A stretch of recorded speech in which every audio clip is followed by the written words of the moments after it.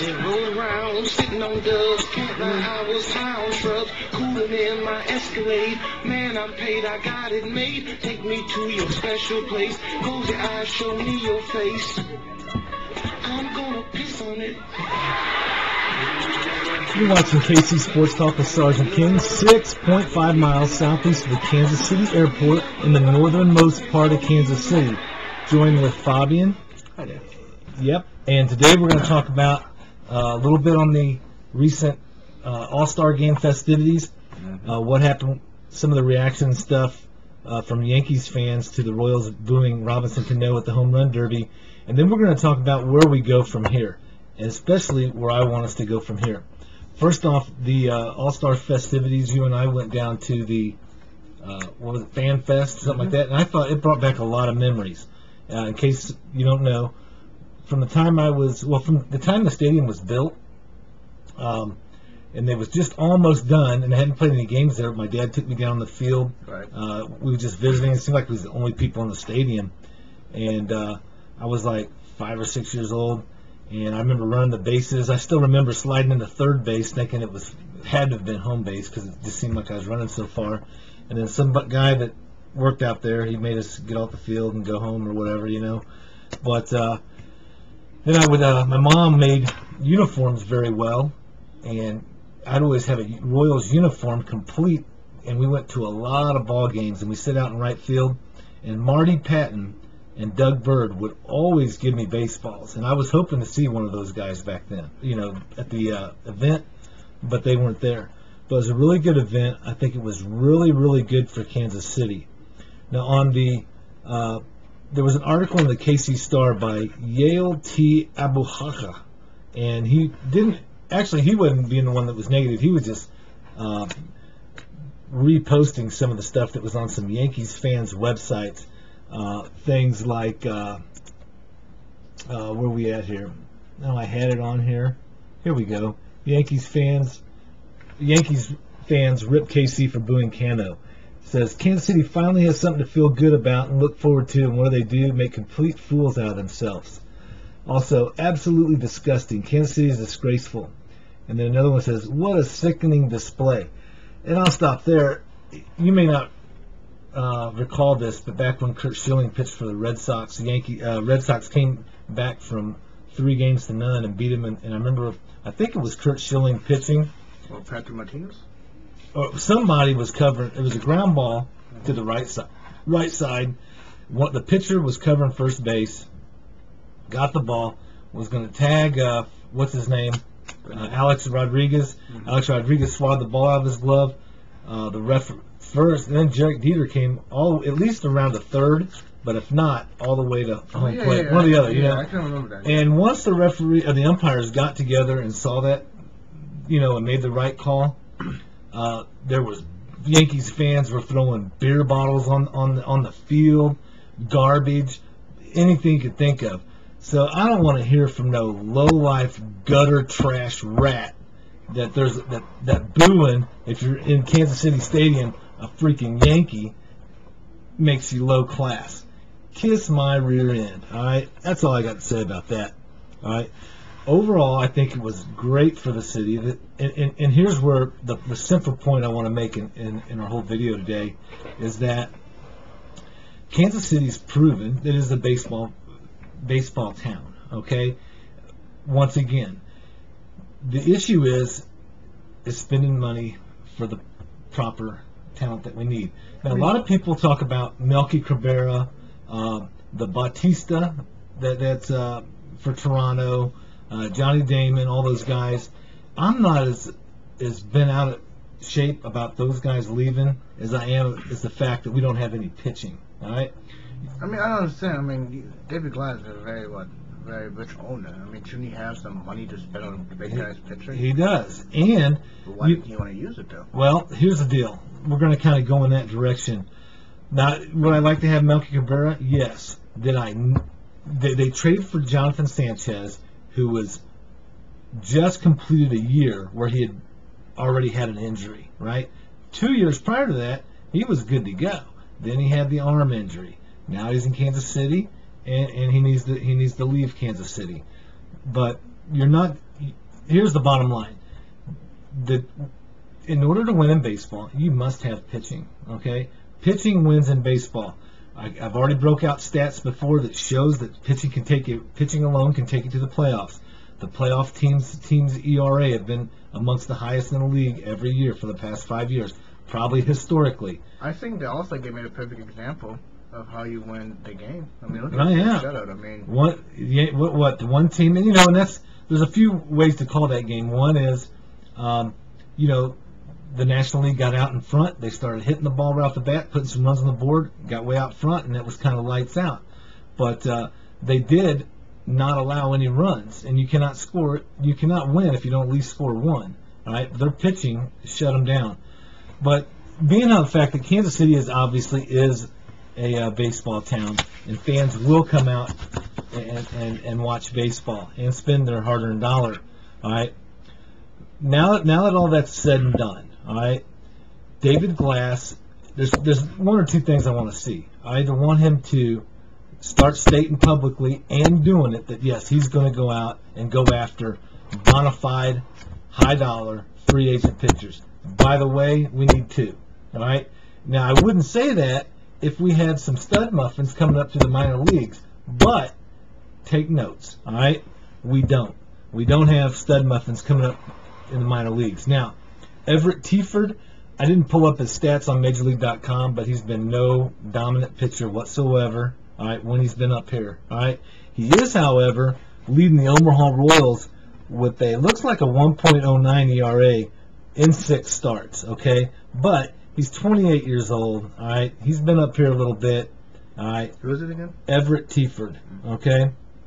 The Omaha Royals, AAA team, in the Pacific Coast League, amongst 16 teams, they do have the number 1 team ERA. All right. Now we've already talked about Tieford. The problem is after that, Jake Odorizzi is 5-0 with a 2.83.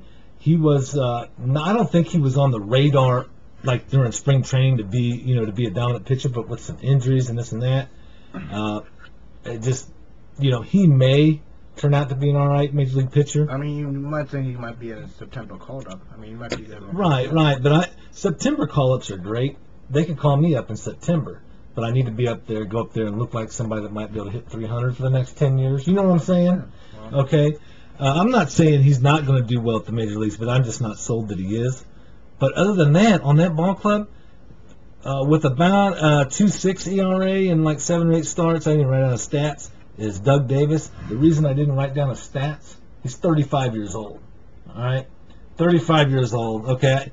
I don't care if you got a 1.8 ERA through the whole season. I mean, that's if something miracle happens and that happens, call him up and let's use him this year, maybe next year. But no. Now after that, here's where it really gets sad. Okay, in Double-A, out of 30 teams, the Northwest Arkansas Naturals are 21st out of 30 in team ERA. Okay, they got a 4.65 ERA in their division, or in the Texas League. Out of 8 teams, dead last. Okay, they had a guy on there on the futures game. I believe that was one of the Royals' futures guy, Yardano Ventura, 21 years old. All right, I think that's the guy who started for the futures. I didn't watch the whole for game. the world team. No, just started. Okay, but, just an inning. But there again, he's got a losing record this year, and a 3.3 ERA. Now here, so that's nothing telling me he'll see major league time anytime soon. I mean, 3.3 is not that bad. Right. Well, here's something else for you. You ever heard of Oil Can Boyd? He was a really thin, petite, skinny pitcher, right? Ain't a whole lot of those guys, especially right-handers. Right-handers, you really want to look at somebody 6'1" and built real good, or more in the 6'3" to 6'5" range. All right, dude's 5'11", 140 pounds. All right. Geez, I can bet you. So, with that said, there's no starting pitching being developed by the Royals. All right.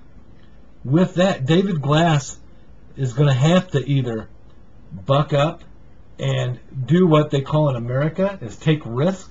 All right. All right. And I think it's a good idea because if if you build it, they will come, as the movie says. If you build a winner and pay for it, I'm not saying go get Yankee-type payroll numbers. Let's take a look at the payrolls. Okay, there's the Yankees. Total payroll for the year, $197 million. All right, can't deal with that. There's way down here, better than 3 other teams by only a couple $100,000, but at 60, almost 61 million.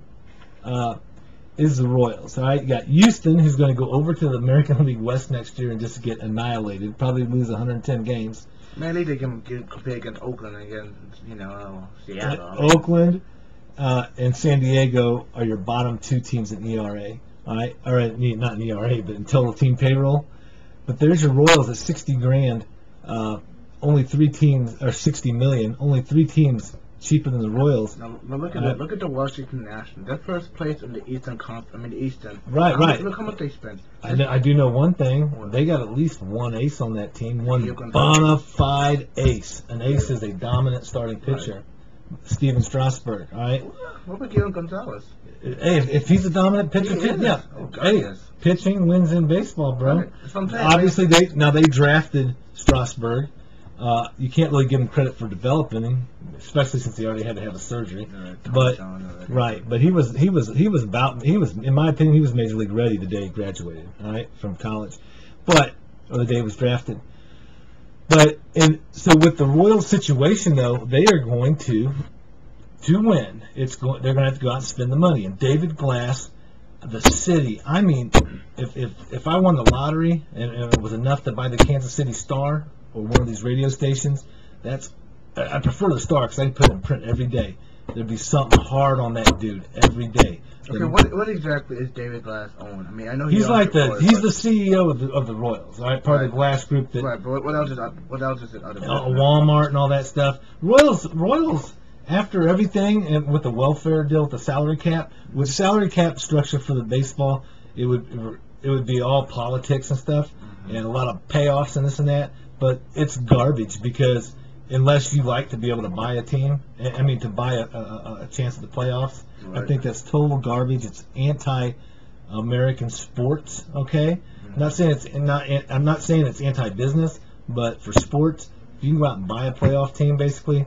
A joke, bullcrap. So, but here's what we're in. Here's what we need to deal with.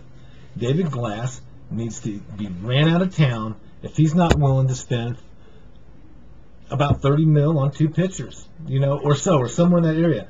Top dollar. He needs to be out and go out and compete for a Zach Greinke and another Zach Greinke-like free agent for pitching at the end of this year. I just don't want him to sound like another Gil Mesh back in 2007. But they've been doing the risk things, right. Okay? Gil Mesh, he did have a couple quality years, but you've got to have, from where we're at right now, we need 2 bona fide starters to add to this Royals roster. You've got too much young talent that you've invested in and developed. Right, but there's one guy that I think right now, because I've been listening to ESPN, Mm-hmm. If you know Cole Hammer from the Phillies, he might be a free agent this year. The Royals should consider taking him out. Taking him in. If you can get him and he can deal on the hill, yeah. You've got, but that's what it would take. All right. Or you have a good farm system, you can go for a good pitcher too. We addressed that. I think we've addressed that. I think I covered it right here when I talked Omaha, Northwest Arkansas Naturals. The current state, the state of the union, all right, is the Royals have nothing bona fide pitching-wise in their farm system that stands out and can get you excited pitching-wise. Starting pitching-wise, you'd be a fool to get excited about what you're seeing down there because you'll look at a whole lot of organizations and see a lot more. All right, bottom line. All right, that's just the way it is. You can't change it. All right, you can draft pitchers from here on out, like their first-round draft pick this year. But you can draft and draft and draft. But I'm talking 2013, and that's just the way it goes, bro. Anyway, that's going to wrap it up here at Casey Sportstalk with Sergeant King. We are just about out of time with 18 seconds left, so we are out.